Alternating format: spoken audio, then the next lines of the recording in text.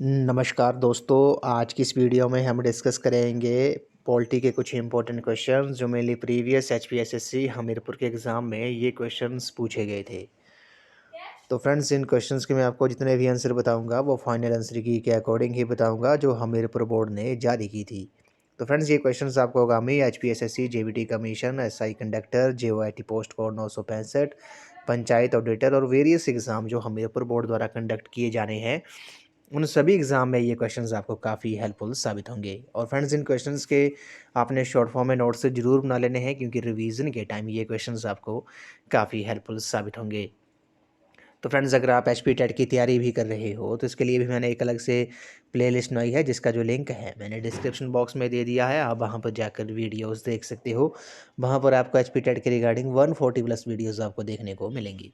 तो friends, video को शुरू करते हैं। क्वेश्चन नंबर 31 में बोला गया कि निम्न में से कौन सा मौलिक अधिकार विदेशी नागरिकों को प्राप्त नहीं है। Which of the following fundamental rights is not available to foreign citizen. काफ़ी इंपॉर्टेंट क्वेश्चन है। तो कौन सा मौलिक अधिकार जो है वो विदेशी नागरिकों को प्राप्त नहीं है। क्वेश्चन नंबर 31 का जो राइट आंसर होगा वो आपका ऑप्शन नंबर बी है।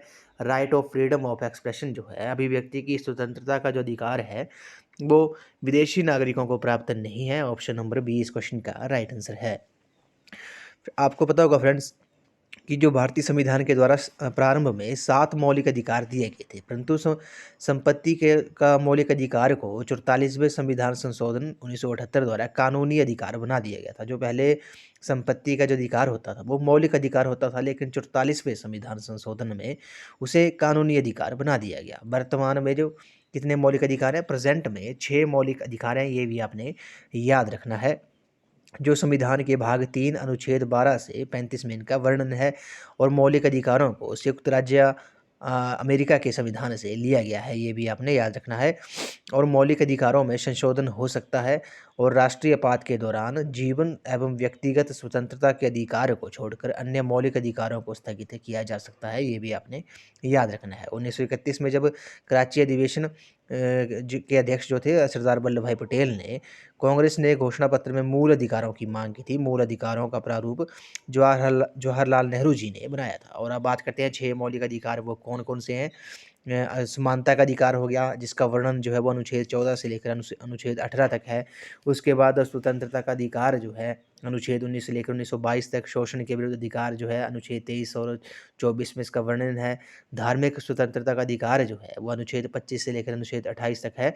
संस्कृति और शिक्षा संबंधी अधिकार जो है वो अनुच्छेद 29 व 30 में है। और संवैधानिक उपचारों का जो अधिकार है वो अनुच्छेद 32 में है, ये भी आपने याद रखना है। संवैधानिक उपचारों का जो अधिकार है उसे डॉक्टर भीमराव अंबेडकर जी ने संविधान के हृदय और आत्मा की संज्ञा दी थी, ये भी आपने याद रखना है। तो ऑप्शन नंबर बी इस क्वेश्चन का राइट आंसर है। अभिव्यक्ति की स्वतंत्रता का जो अधिकार है वो मौलिक अधिकार विदेशी नागरिकों को प्राप्त नहीं है। क्वेश्चन नंबर 32 पे चलते हैं। क्वेश्चन नंबर 32 जो है ये काफ़ी इंपॉर्टेंट क्वेश्चन है। इसमें बोला गया कि निम्न में से कौन सी नियुक्ति भारत के राष्ट्रपति द्वारा नहीं की जाती है। तो विच ऑफ द इस क्वेश्चन में बोला गया कि विच of the following appointments is not made by the president of India. तो निम्न में से कौन सी नियुक्ति जो है वो भारत के राष्ट्रपति द्वारा नहीं की जाती है। ये क्वेश्चन कई बार एग्जाम में पूछा गया है। इस क्वेश्चन का जो राइट आंसर होगा वो आपका ऑप्शन नंबर डी है। लोकसभा स्पीकर जो है उसकी जो नियुक्ति होती है वो भारत के राष्ट्रपति के द्वारा नहीं की जाती है, ये भी आपने याद रखना है। और लोकसभा अध्यक्ष अपनी शपथ जो है वो एक संसद सदस्य के रूप में लेता है, अध्यक्ष के रूप में नहीं लेता है, ये भी आपने याद रखना है। लोकसभा अध्यक्ष अपनी जो शपथ लेता है वो एक संसद सदस्य के रूप में लेता है, अध्यक्ष के रूप में नहीं लेता है। और लोकसभा अध्यक्ष जो होता है वो उपाध्यक्ष को तथा उपाध्यक्ष जो है वो अध्यक्ष को संबोधित कर अपना त्याग पत्र सौंपता है, ये भी आपने याद रखना है। और संयुक्त अधिवेशन की जो अध्यक्षता होती है वो लोकसभा अध्यक्ष के द्वारा ही की जाती है, ये भी आपने याद रखना है। प्रेजेंट में जो लोकसभा अध्यक्ष है वो ओम बिरला जी हैं। कौन है? श्री ओम बिरला जी है। ओम बिरला जी जो है वो प्रेजेंट में लोकसभा के अध्यक्ष है। लोकसभा अध्यक्ष जो है वो संसद व राष्ट्रपति के मध्य होने वाला पत्र व्यवहार तथा कोई विधेयक धन विधेयक है या नहीं इसका निर्णय करता है, ये भी आपने याद रखना है। तो ऑप्शन नंबर डी इस क्वेश्चन का राइट आंसर है। भारत के राष्ट्रपति के द्वारा लोकसभा स्पीकर की नियुक्ति नहीं की जाती है।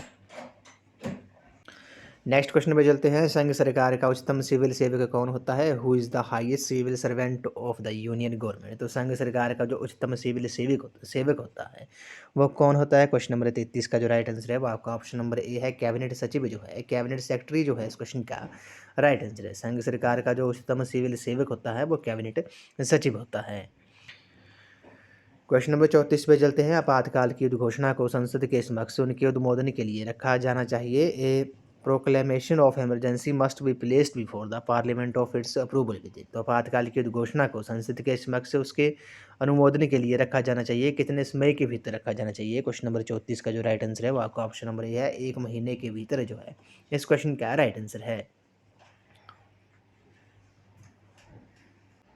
अगले प्रश्न पे चलते हैं। भारत के उपराष्ट्रपति को हटाने का जो प्रस्ताव है वो प्रस्तावित किया जा सकता है। The resolution for the removal of the vice president of India can be proposed इन। तो भारत के उपराष्ट्रपति को हटाने का जो प्रस्ताव है वो प्रस्तावित कहाँ पर किया जा सकता है? क्वेश्चन नंबर 35 का जो राइट आंसर है वो आपका ऑप्शन नंबर बी है, केवल राज्यसभा में। कहाँ पर राज्य उपराष्ट्रपति को हटाने का जो प्रस्ताव है वो केवल राज्यसभा में प्रस्तावित किया जा सकता है। बात करते हैं राज्यसभा के बारे में। तो राज्यसभा संविधान के अनुच्छेद 80 के अनुसार राज्यसभा के सदस्यों की जो अधिकतम संख्या है वो 250 हो सकती है और 12 सदस्य जो है वो राष्ट्रपति द्वारा मनोनीत किए जाते हैं। इसके सदस्य की योग्यताएं जो है वो भारत का नागरिक होना चाहिए। उसकी आयु 30 वर्ष से कम नहीं होनी चाहिए और वे किसी लाभ के पद पर ना हो। और ये भी आपने याद रखना है, राज्यसभा जो है एक अस्थायी सदन है जो कभी भंग नहीं होता, बल्कि इसके 1/3 सदस्य जो हैं वो हर 2 वर्ष बाद अवकाश ग्रहण कर लेते हैं। और सभापति जो होता है वो राज्यसभा का वो उपराष्ट्रपति होता है। उपराष्ट्रपति राज्यसभा का पदेन सभापति होता है। तो राज्यसभा अपने में से किसी एक सदस्य को उपसभापति निर्वाचित करती है। सभापति की अनुपस्थिति में उपसभापति सभापति के कर्तव्यों का पालन करता है। ये भी आपने याद रखना है। अभी जो प्रेजेंट में राज्यसभा के पदेन सभापति हैं वो कौन है? श्री जगदीप धनखड़ जो हैं वो अभी प्रेजेंट में भारत के उपराष्ट्रपति हैं और वे राज्यसभा के वो पदेन सभापति भी हैं। क्वेश्चन नंबर 36 पे चलते हैं। क्वेश्चन नंबर 36 जो है ये काफ़ी इंपॉर्टेंट क्वेश्चन है। इसमें बोला गया है कि निम्न में से कौन सा राज्य लोकसभा का केवल एक सदस्य चुनता है? Which of the following states elect only 1 member of the Lok Sabha? तो कौन सा राज्य जो है वो लोकसभा का केवल एक सदस्य चुनता है? ये क्वेश्चन कई बार एग्जाम में पूछा गया है। इस क्वेश्चन का जो 36 का जो राइट आंसर होगा वो आपका ऑप्शन नंबर बी है, सिक्किम जो है इस क्वेश्चन का राइट आंसर है। सिक्किम में जो लोकसभा की सीटें हैं वो कितनी है? वो 1 सीट है। बात करते हैं त्रिपुरा के बारे में। तो त्रिपुरा जो स्टेट है वहाँ से लोकसभा के 2 सदस्य चुने जाते हैं। ये आपने नोट डाउन कर लेना है। मणिपुर से भी 2 सदस्य चुने जाते हैं, ये भी आपने नोट डाउन कर लेना है। उसके बाद अरुणाचल प्रदेश से भी लोकसभा के लिए 2 सदस्य चुने जाते हैं। तो ऑप्शन नंबर बी इस क्वेश्चन का राइट आंसर है। सिक्किम राज्य लोकसभा का केवल एक सदस्य चुनता है। बात करते हैं सबसे ज़्यादा जो लोकसभा सदस्य चुने जाते हैं, लोकसभा में सदस्यों की संख्या जो है वो यूपी में है। यूपी में 80 सदस्य जो हैं वो चुने जाते हैं लोकसभा के लिए। तो ऑप्शन नंबर बी इस क्वेश्चन का राइट आंसर है। क्वेश्चन नंबर 37 पे चलते हैं। काफ़ी इंपॉर्टेंट क्वेश्चन है। इसमें बोला गया है कि विधेयक के निम्न में से किस वर्ग को केवल लोकसभा में ही प्रारंभ किया जा सकता है? Which of the following category of bill can be initiated only in Lok Sabha? तो उन्हें विधेयक के निम्न में से किस वर्ग को केवल लोकसभा में ही प्रारंभ किया जा सकता है? क्वेश्चन नंबर 37 का जो राइट आंसर होगा वो आपका ऑप्शन नंबर सी है, धन विधेयक जो है। धन विधेयक जो है इस क्वेश्चन का राइट आंसर है। मनी बिल को केवल लोकसभा में ही पेश किया जाता है। तो ऑप्शन नंबर सी इस क्वेश्चन का राइट आंसर है। धन विधेयक को संसद में किसकी स्वीकृति से प्रस्तुत किया जाता है? ये भी आपने याद रखना है। ये राष्ट्रपति की स्वीकृति से इसे मनी बिल को प्रस्तुत किया जाता है संसद में। अनुच्छेद 117(1) जो है वो संबंधित है कि किसकी स्वीकृति से इसे संसद में पेश किया जा सकता है। तो ऑप्शन नंबर सी इस क्वेश्चन का राइट आंसर है। क्वेश्चन नंबर 38 पे चलते हैं। इसमें बोला गया है कि स्वतंत्र भारत में प्रथम महिला मुख्यमंत्री कौन थी? Who was the first woman chief minister in independent India? तो स्वतंत्र भारत में प्रथम महिला मुख्यमंत्री कौन थी? क्वेश्चन नंबर 38 का जो राइट आंसर है वो आपका ऑप्शन नंबर डी है, सुचेता कृपलानी जो है इस क्वेश्चन का राइट आंसर है। सुचेता कृपलानी जो थे वो स्वतंत्र भारत की प्रथम महिला मुख्यमंत्री थी। तो ऑप्शन नंबर डी इस क्वेश्चन का राइट आंसर है। और आपने ये कमेंट सेक्शन में ज़रूर बताना है कि वो किस स्टेट की प्रथम महिला मुख्यमंत्री बनी थी। ये आपने कमेंट सेक्शन में बताना है। तो ऑप्शन नंबर डी इस क्वेश्चन का राइट आंसर है।